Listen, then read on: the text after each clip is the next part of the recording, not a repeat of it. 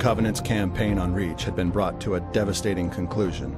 The alien aggressors finally arrived at Earth. Led by their prophet of regret, a meager fleet of 15 Covenant ships wrestled with the UNSC's Navy on October 20th, 2552. They were attempting to punch a hole through Earth's home fleet and the planet's vast defense grid of roughly 300 MAC platforms.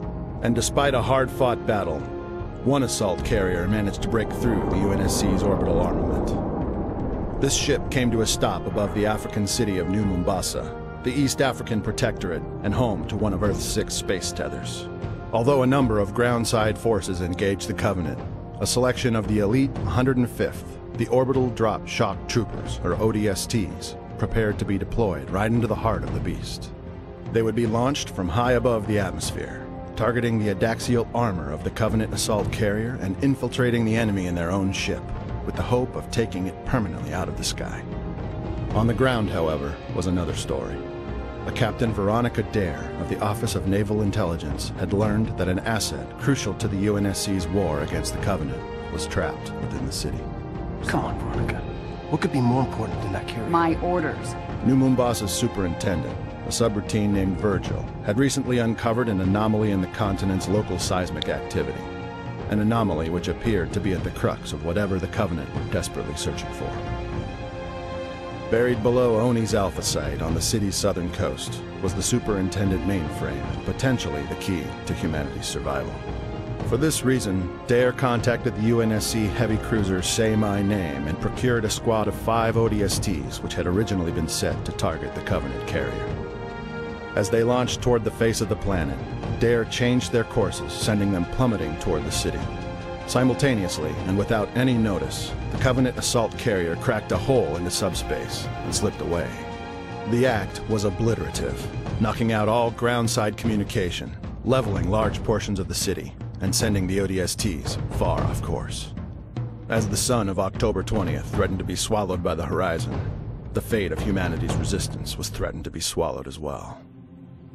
Scattered across kilometers of urban terrain and separated by an aggressive Covenant occupation force, these 5 Marines and their Oni captain would need to find an asset that would be more important to the fate of humanity than anyone could have possibly imagined. Troopers, we are green and very, very mean!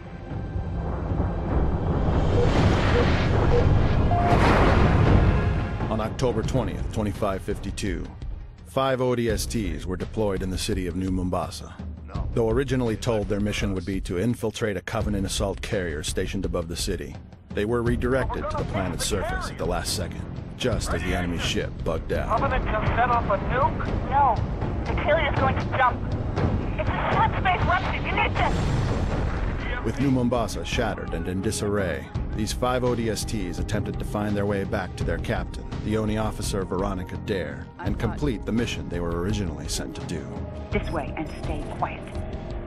But who were these brave 5? At the head of the pack was Gunnery Sergeant Edward Buck, a career Marine who served against the Covenant as early as Harvest in 2525, and as late as Reach only weeks prior. We need to get above this crap. Link with the B-net. One of our drones must have seen where they hit.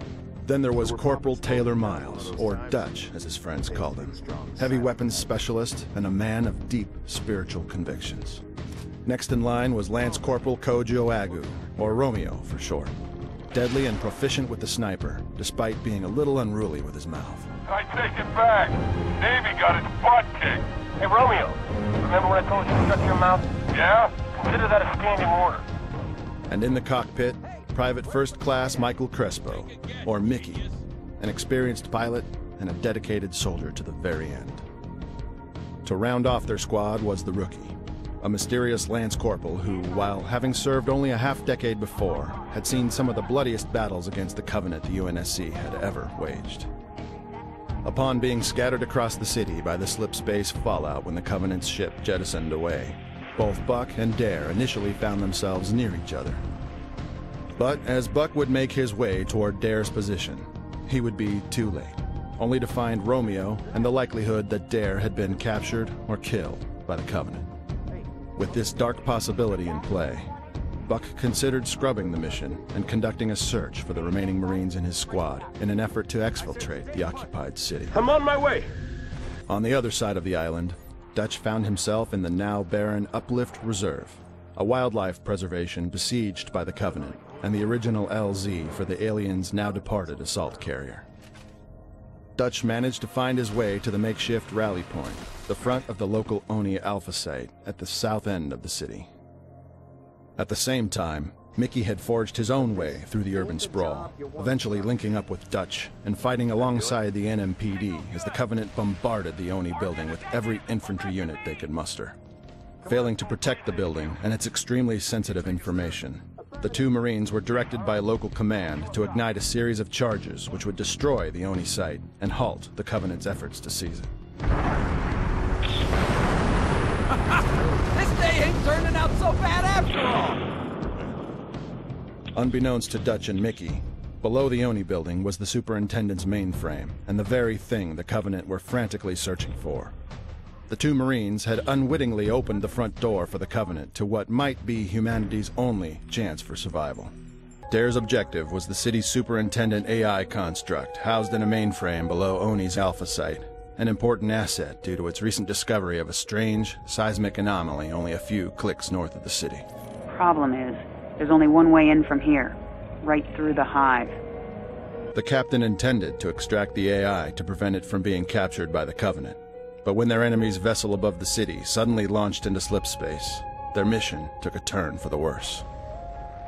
While Buck was unable to locate Dare, he found another member of his squad, Romeo, and together they made their way to the new Mombasa Police Department, attempting to contact their squad's newest addition, a rookie who had also been lost somewhere in the city. Hey, rookie, you out there? Respond, that's an order.